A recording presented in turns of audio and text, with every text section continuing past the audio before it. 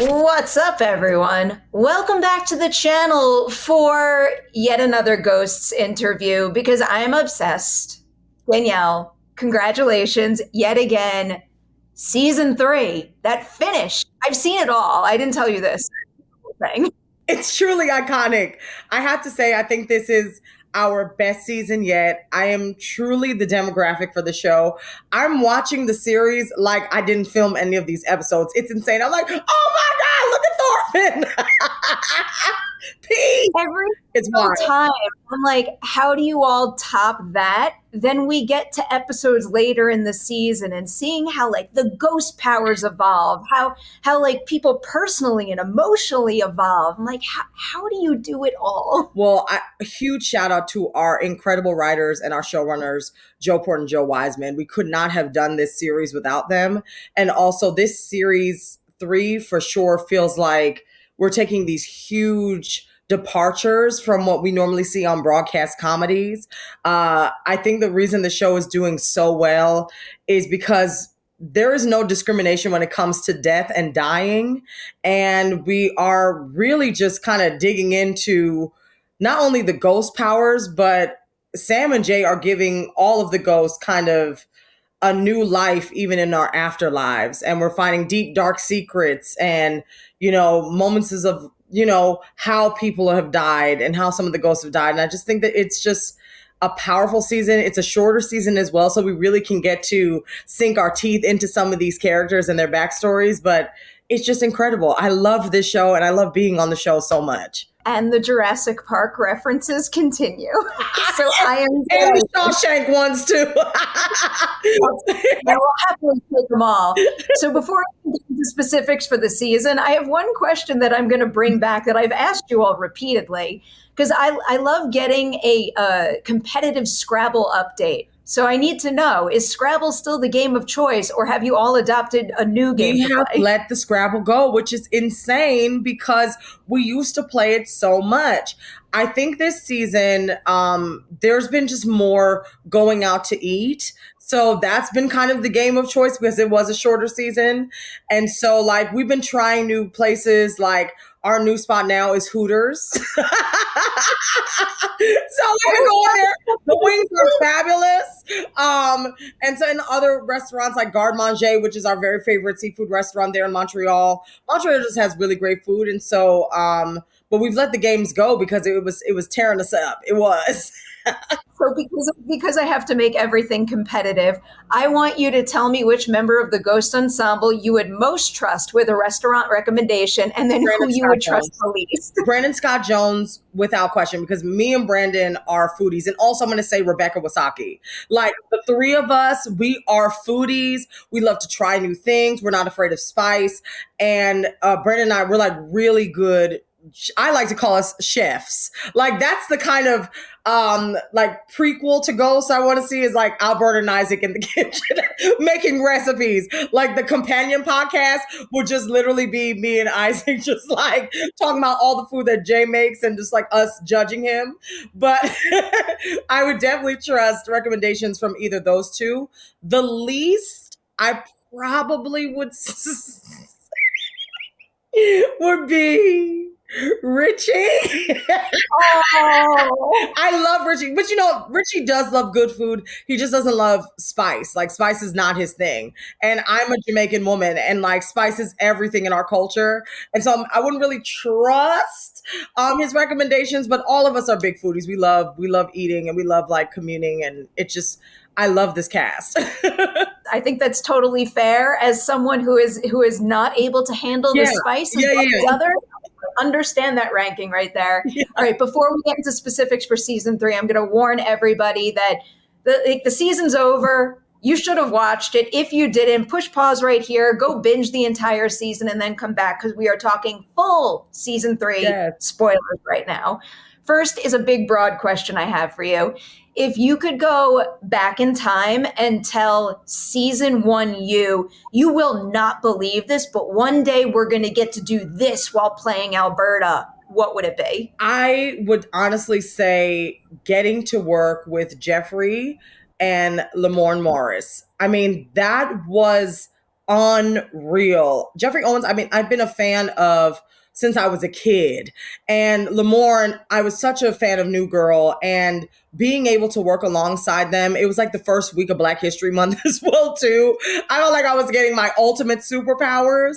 I would also tell my season one self to have more confidence. I was so nervous in those early seasons, and it was my first series regular opportunity. And so I wanted to I was always like, I got to do good. I got to do well. I got to do well. I got to do well. And I just needed to take a breath and know that the 20 plus years that I had under my belt doing theater and, guest star roles and co-star roles, they're going to keep me good as Alberta. And also our ensemble is incredible. And so honestly, for anyone that's watching that is an actor, I would just say, know you got it. If you didn't have it, you would not have booked the role, and trust yourself, trust your instincts, and know that you are good enough. That's like my biggest thing. But honestly, getting to play with Lamorne and Jeffrey was a dream, truly. Because of what you just brought up, I don't know if this happened with such specificity, but do you remember the moment in season 1, 2, or 3 when you stood there and said to yourself, like, no, the nerves are gone. I got it and I know it. I have to say it came around season 2. That's when I really built and garnered more confidence in this character, because she started to then feel like second skin. I feel like as a series regular, you're starting to build character. What are their nuances? What makes them tick? How do they relate to other people in the cast? And that was kind of an experimental season for me to figure those things out, because I feel like as a plus size actress, I never really got roles where on TV specifically where I could, sink my teeth in. And so with Alberta, I was like, I want to make sure I get this. This is a really big opportunity for me. And I want to make sure that I execute it well. And I feel like season 2, I really did eventually end up coming into my own. And even watching season 3 now, I'm like, girl, you got it. You're doing good, girl. From my perspective, you own it every single step of the way. But again, I'll go back to what I was saying before. Just like watching you all find more and more layers, but still never take away the entertainment value or the comedy of the show. It's like really something else. You know what? It's a very special ensemble. All of us have live theater backgrounds, whether it's in improv, stand-up comedy, or in theater. And so we're very lucky in the fact that there are no egos on this set. We all still work very much as an ensemble as we did on day one. We're still willing to improvise and try things. We're always there for each other's coverage, even when we're not needed on set. And I think that's the thing that's very special about this show is we truly are a family. And Rebecca Wasaki always says, like, when we're working on a scene, she wants to find kind of the rhythm of the scene and the musicality. And I feel like in this season, for season 3, we're singing our song. We got it, and so it just, even in those more difficult episodes, we're always there for each other, there to lean on each other, to workshop things. And so I feel like I am in the luckiest cast on broadcast TV, truly. And I know there was like some reporters and people saying the show is criminally overlooked, but listen, we got 7 to 10 million people per week watching the show. Someone's watching, and those are the people that matter for us. So we're very, very lucky to be working during this time. It's such a beautiful way to describe like the cast camaraderie too. And I feel like I can feel that radiating off the screen in the finished product. And it's also a big part of the reason why I love talking to you all so much. Yeah. Just so lovely, passionate and warm individuals. So every time I get an opportunity to have one of these chats, I love it. I love it. Thank you so much. Thank you. And thank you for supporting us. It just means the world. Like, we love Collider Down. We really do. We're like, ooh, Collider! Every time. I feel like I've been saying this since the very beginning. It's just like, I'm wearing a Scream shirt. I love horror. I love dark stuff. This show has been such a bright spot in my day-to-day for quite a few years now, where even if it's not a new episode, even if I'm just rewatching what I've seen already, like if I'm like bummed out or like feeling any negativity, I just push play and it is a guaranteed smile on my face. I mean, as I said earlier, I definitely am the demographic for the show. Like, I have been watching these episodes. Like, I was like, oh my gosh, we did film this. Like, it is so funny and at times heartbreaking, and it makes you think. I mean, I just have to even just think about Alberta's kind of trajectory over these last 3 seasons, and her now finding love and being ready for love. When we know that she's loved her bootleggers and chaos and the toxicity, and now being just open to being with someone else is just a huge breakthrough in not only her character, but her vulnerability. Seeing episodes like Hetty and us discovering what has happened to her with her suicide. I mean, this show is not only making people laugh, it's touching on really serious topics as well, too. And I think that's the thing that I love about this series is we're not afraid to have those conversations, and there's no wrong way to die. And I think that's the other thing. And it just, illuminates kind of what grieving is as well too, and allows families to have these discussions as well. And even just something as insane as Pete's new ghost power, who I really think has the best ghost power. For a minute, it was Ramon. Sasapi's, we were like, ooh, this is good. You can go into dreams. And then we were like, wait a minute, you can leave the property. I mean, for season 4, it just allows us so many more opportunities to even just send Pete on errands. You know what I mean? Just and be like, tell us what it was like going to Dilmart. Tell us what it was like going to this, this other store. And so Richie Moriarty I just saw last night's episode. I just was like, this man is a masterclass and so strong as an actor and just so funny. And so I can't wait to see what shenanigans season 4 has in store for us. Oh, I am pumped. All right. So you teed up all my specific episode questions perfectly. I'm going to start with episode 7. And something you just said makes me think that maybe I'm looking down the wrong path with this question. But when Alberta decides to cut her relationship with Saul off because he's a clinger, how much do you think it's him being a clinger versus maybe like her fearing commitment like that? I definitely feel like Alberta and I are kinfolk when it comes to relationships. Earlier in my when I was dating, I loved toxic men. I just loved it. And I loved the excitement of it. We thank God for therapy. I'm happily married after 11 years. But there was a thing of, am I actually good enough to be in a positive relationship? Am I good enough? Do I have the self-esteem to be in a nourishing relationship where it's 50-50 and not me doing all the things all the time? And I feel like there's a little bit of that with Alberta. And I'm very curious to see what happens in season 4 with her and Pete, because Pete is a good guy, and he loves hard. And I feel like that's a lot for Alberta because, she wants to be pursued by the gangsters and the bootleggers. That is not our baby Pete, and we love him for it. And she does get the ick when people start to cling to her. And I'm also very curious to see where that came from. You know what I mean? Is it something from when she was a teenager in high school and maybe she was a clinger and now, so like these are some of the things that I'm really curious about to see what Joe Porter and Joe Wiseman have in store. But I am also so excited to see what happens with her relationship with Pete. Getting to work with her, she is a dream. And so, yeah, there have been some hints that she may like him now this season. He took that arrow out and she was shaking and stirred. My next follow-up question there, it's also interesting to me that it seems like Pete has taken a step forward in his journey of self-discovery, his ability to explore. It's like, is that even more of a turn on for her than coming into her own?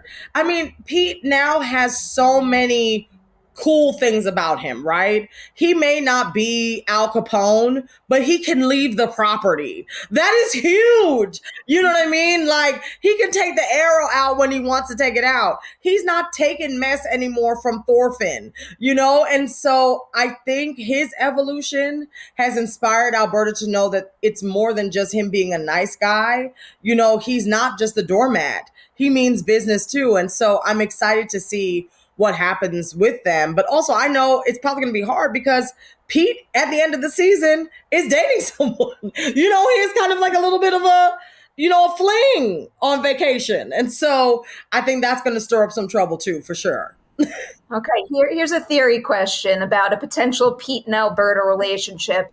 what do you think she would have to gain from dating him, like as a person? Like, how would them being together like that kind of move her forward on her own journey? Well, the fear is that if Alberta ends up falling in love for Pete, in love with Pete, is that she might ascend. And, on the show, we call it being sucked off. No. I feel like that is kind of her final step before she does get sucked up on the show, because she really would have to love him for who he is.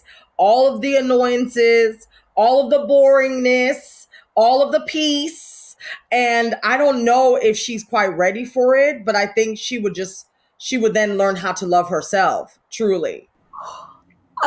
These are all beautiful things. I want good things for her. But the second you said like that would be her it getting could be. I'm like, no, like pump the brakes, slow It's down. With that. terrifying to think that, but it really could be. It could be that, and that's the thing with the show. Nobody's safe. Nobody's safe. So it's like, stay tuned. Oh, you keep me on my toes. All right, so that was episode 7. Now episode 8, which I think is probably one of the most exceptional episodes of television I've seen in a really long time. And I do want to preface this question by saying that, because I thought that was all handled like especially beautifully and brilliantly. There is one thing that we didn't get in that episode, or even the one that comes after it, that I would have been curious about. I would have loved to have seen a conversation between Hetty and Alberta after that reveal happened. Yeah. So I'm curious, if that scene were added, how do you think that conversation might have went between them? Well, I have to just say, just on a personal note, that was a really difficult scene and episode to film. I know for me personally, in 2011, I had a suicide attempt. And so to see the kind of rope around Hetty's neck, the telephone cord, was extraordinarily triggering. And also Rebecca played it with such precision and grace that there was not one take where I was not crying at the end of, her scene. I mean, she just is truly a masterclass. And so the thing that I love about this show is now we're expanding into more serious topics, because death is, there's grief that comes with it, and people die in all sorts of ways. But it's also made me want to live my life even more. It's made me grateful that I was unsuccessful in 2011. You know what I mean? Because I didn't see a future for myself. And now to see all of the things I've accomplished in all of those years, my God, I am so grateful to be alive and to have breath in my body today. And so I think episodes like that are really important, because I want our fans, anyone who may be struggling, to know there's another chance. Weeping may endure for a night, but joy cometh in the morning. Okay. And so I feel like for Alberta and Hetty specifically, I don't know if it needed to be Alberta. I had to be Isaac, because Isaac came out to Hetty. He didn't come out to any of us. Isaac came out to Hetty. They are deeply connected, those two friends, and so I would love to feel like Alberta would have supported her in that way, but I feel like it was just pure perfection that it was Isaac. Yeah, as I was thinking about that particular question, the only way I could see it playing out is the two have gone through so much. They've gone through so much. There's nothing else but seeing like eye to eye and being fully supportive of one another, which I guess is why I wanted it. I just love their sistership. It fills my heart. Yeah, no, and there was no judgment there, and I think that's the thing.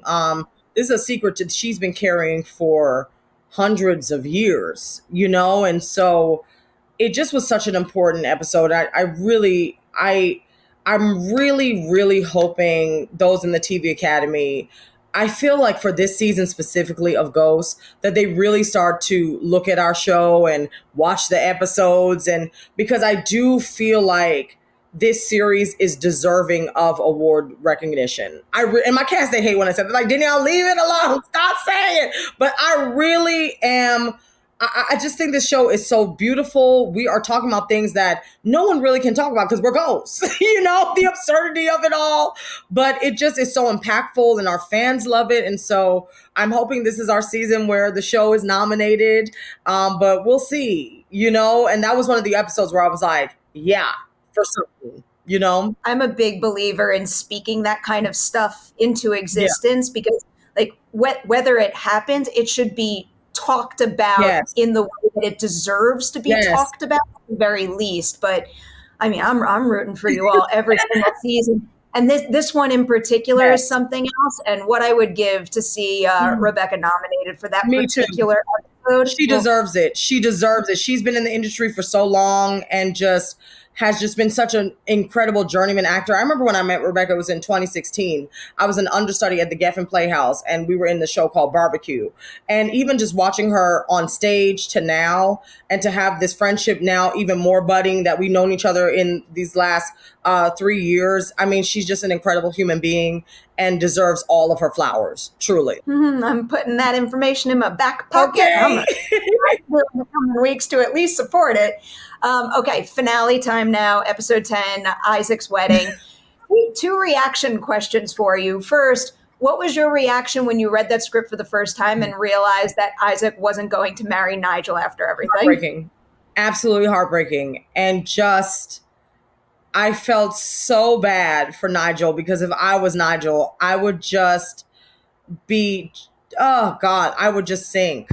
I truly would. And I understand that Isaac, did what he had to do, but it just is so heartbreaking.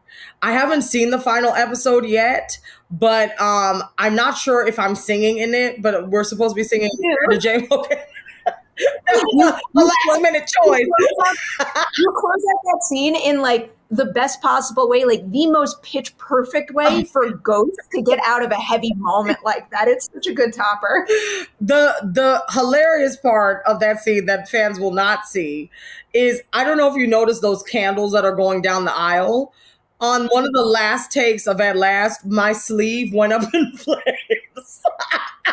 And I was like, At Last, and literally the sleeve went up, and I was like, what is that smoke scent? And then I just saw people crowding around me trying to pant the fire out, and they're like, and that is a season 3 wrap. It was the best way to close out the season, but yeah, insanity. That needs to be on the blooper reel. I cannot wait for that episode makes me so excited for what is going to happen for season 4. We see half of Pete's body showing up, at the wedding. It just leads for so many things for Richie to play for the next season. Who are these girlfriends is he going to have? Is he going to be on apps? You know what I mean? Like, I'm also really excited for Utkarsh, like Poonam Patel, who plays his sister Bela, is one of my best friends. And so I'm just like, I want to see his extended family as well. I want to like, who is the rest of his family? And do any of those family members connect with ghosts?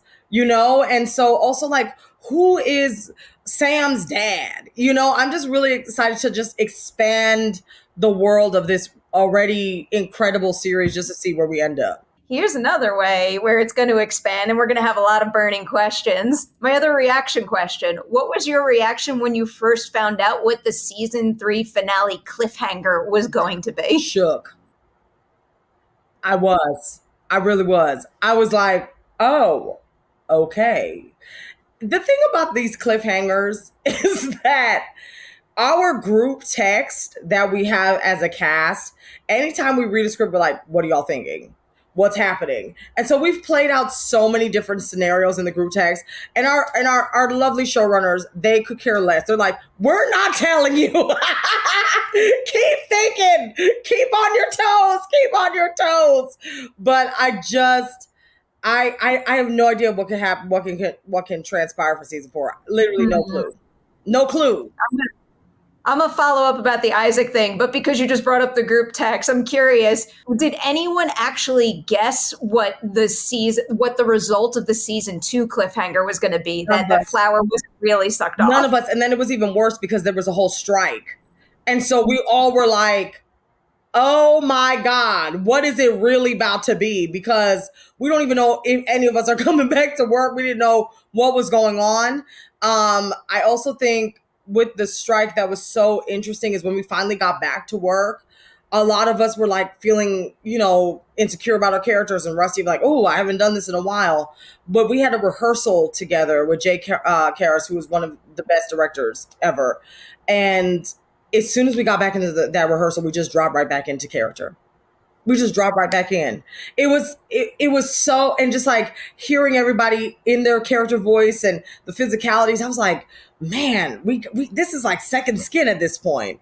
It was amazing. It really was. That's what happens when you all make roles so Yes. uniquely your own. Like, I love the feeling that I can watch you all and know Yes. that while there are many other talented actors on the planet, there isn't a single one that would have brought these characters to life quite the way you did. That means a lot, and I will make sure to relay that in the group text for sure. I will.